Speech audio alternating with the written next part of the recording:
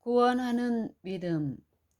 믿음으로 말미암는 의는 이같이 말하되 내 마음에 누가 하늘에 올라가겠느냐 하지 말라 하니 올라가겠느냐 함은 그리스도를 모셔 내리려는 것이요 혹 누가 음부에 내려가겠느냐 하지 말라 하니 내려가겠느냐 함은 그리스도를 죽은 자 가운데서 모셔 올리려는 것이라.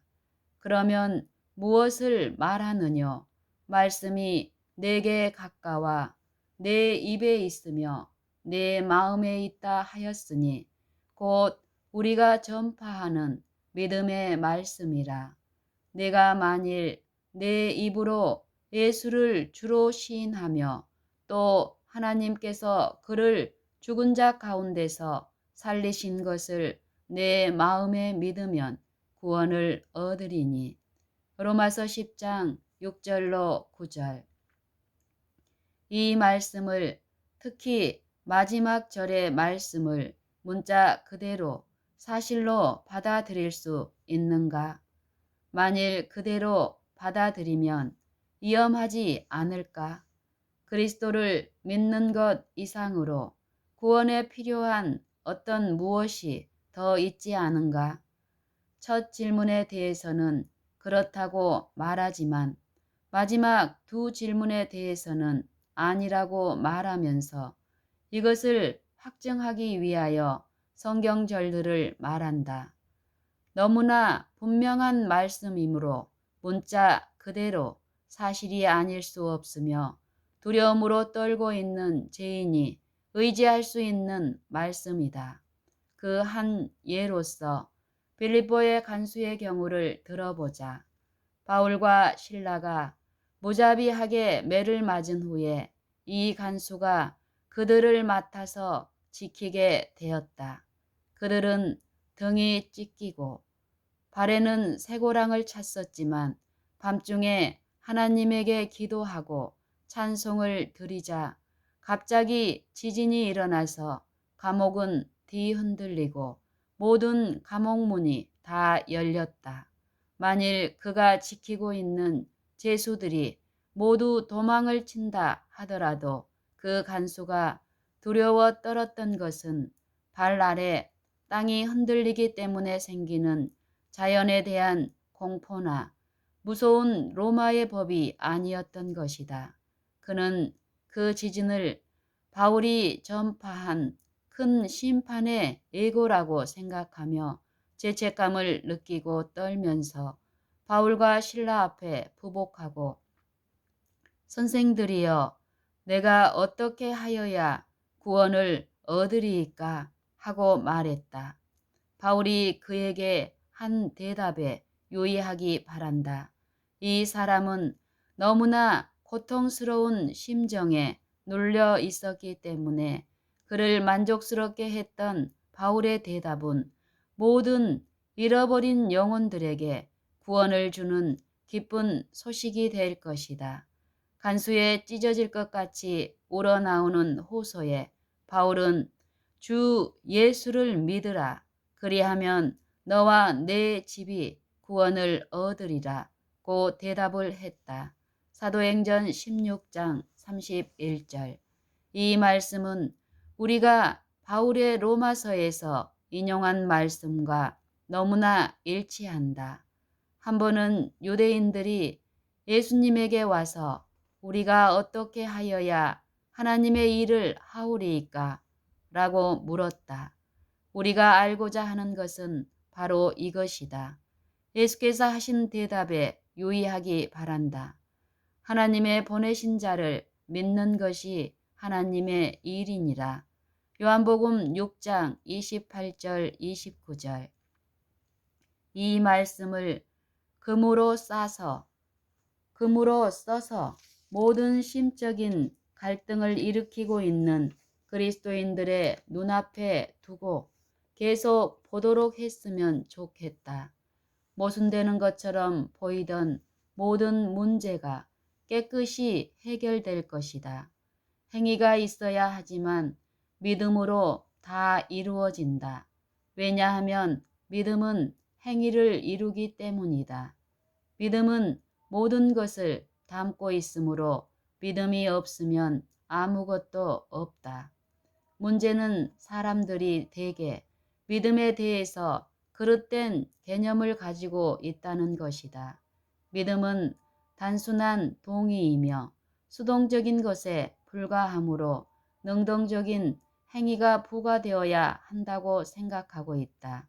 그러나 믿음은 능동적인 것으로서 가장 실질적인 것일 뿐만 아니라 유일한 현실적인 기초인 것이다. 율법은 하나님의 의이며 우리에게 구하라고 말씀하신 것이지만 믿음이 없이는 율법을 지킬 수가 없다. 율법은 하나님의 의이며 우리에게 구하라고 말씀하신 것이지만 믿음이 없이는 율법을 지킬 수가 없다.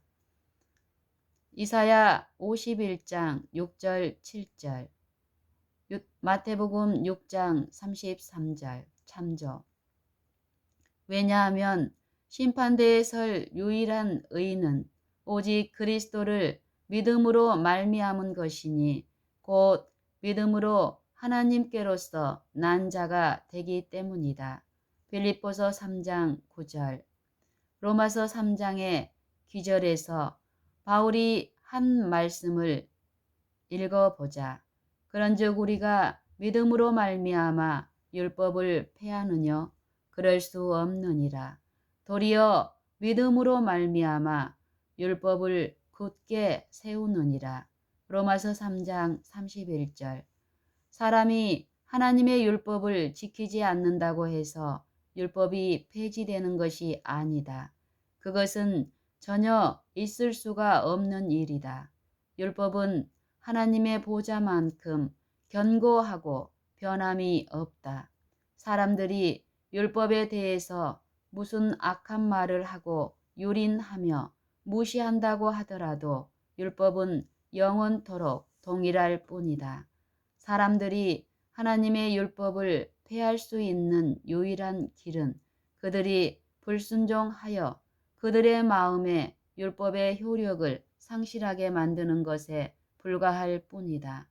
이와 같이 민수기 30장 15절에서 지키지 않은 서원은 폐하여졌다고 말씀하고 있다.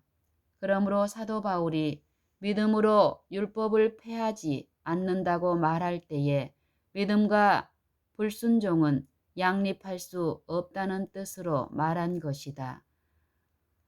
그러므로 사도 바울이 믿음으로 율법을 폐하지 아니하였다고 믿음으로 율법을 폐하지 않는다고 말할 때에 믿음과 불순종은 양립할 수 없다는 뜻으로 말한 것이다. 아무리 범법자가 믿음을 공언한다고 할지라도 그가 범법자라는 사실은 그가 믿음이 없다는 것을 나타내고 있는 것이다. 그러나 믿음의 소유는 마음의 율법을 굳게 세워서 하나님에게 범죄하지 아니하는 것으로 나타난다. 그러므로 누구든지 믿음이 별로 중요하지 않는 것처럼 말하지 않도록 하자. 그러나 사도 야고보는 믿음 하나만으로는 구원받을 수 없고 행위가 없는 믿음은 죽은 것이라고 말하지 않았는가? 잠깐 동안 말씀을 보도록 하자. 너무나 많은 사람들이 정직한 마음으로 이 말씀을 죽은 율법주의로 바꾸어 왔다. 그는 행위가 없는 믿음은 죽은 것이라고 말하고 기록한 말씀과 거의 하나같이 일치한다. 행위가 없는 믿음이 죽은 것이라면 행위가 없는 것은 믿음이 없다는 것을 말해준다. 왜냐하면 죽은 것은 존재가 없기 때문이다. 만일 믿음을 가졌다면 행위가 반드시 나타날 것이며 그렇게 된다고 해서 믿음이나 행위를 자랑하지는 않을 것이다. 왜냐하면 믿음은 자랑을 배제하기 때문이다. 로마서 3장 27절. 자랑은 오직 죽은 행실을 전적으로 신뢰하거나 허울 좋은 흉내로 믿음의 공언을 하는 사람들이 하는 것이다. 그러면 야고보서 2장 14절 내 형제들아 만일 사람이 믿음이 있노라 하고 행함이 없으면 무슨 이익이 있으리요 그 믿음이 능히 자기를 구원하겠느냐 라는 말씀에 대해서는 어떻게 생각하는가? 물론 있을 수 없는 일이다. 왜 그런가? 왜냐하면 그 사람은 믿음이 없기 때문이다. 사람이 믿음이 있다고 말하나 그의 악한 행위로는 믿음이 없다는 것을 보여준다면 그것이 무슨 이익이 있겠는가? 단순히 믿음이 거짓 공언하는 자들에게 어떤 행위를 이루지 않기 때문에 믿음의 능력을 가소평가해야 하겠는가? 바울은 믿음이 있다고 말을 하나 행위로서 부인한다면 그것은 믿음이 없는 것이라고 말하고 있다.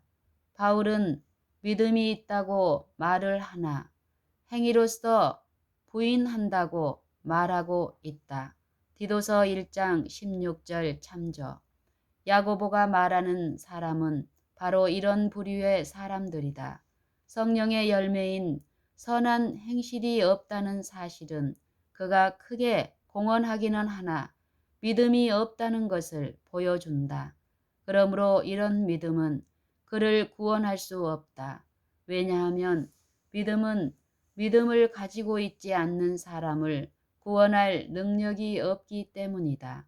바이블 에코 1890년 8월 1일